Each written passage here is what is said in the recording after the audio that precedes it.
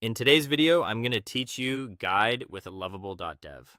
By the end, you'll know exactly where to go to manage domains for your application, whether you're connecting a domain you already own or purchasing a new one directly inside Lovable. I'll keep it simple, explain what each click does, and share a few tips so you feel confident as you go. Start by heading to Lovable.dev and opening your application.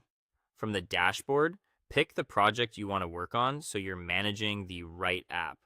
If you work with multiple environments, such as development and production, make sure you're in the correct one before making changes.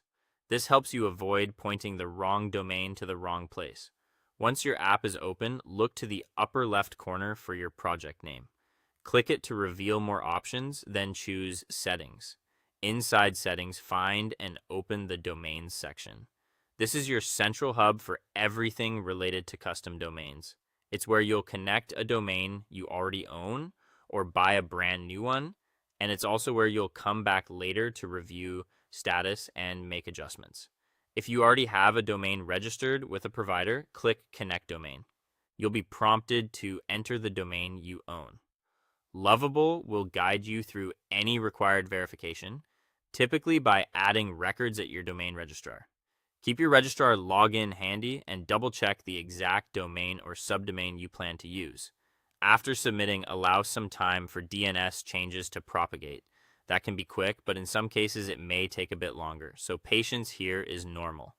If you don't have a domain yet, click Purchase New Domain. This opens a convenient search right inside Lovable so you can check availability. Browse different extensions, review pricing, and pick the option that fits your brand. When you're ready, click Buy New Domain to complete the purchase. The benefit of buying through Lovable is that setup is streamlined, so the domain can be attached to your application with minimal manual configuration. Before confirming, take a moment to confirm spelling, choose the environment you want to point to, and review renewal settings so you don't lose the name later. That's it. Congratulations. You've opened your application, navigated to settings, and either connected an existing domain or purchased a new one, all from one place. Give DNS a little time to settle, then return to the domain section to confirm everything looks good. If something seems off, revisit the same screen to review details and make quick adjustments. You're all set to share a clean, memorable URL for your app.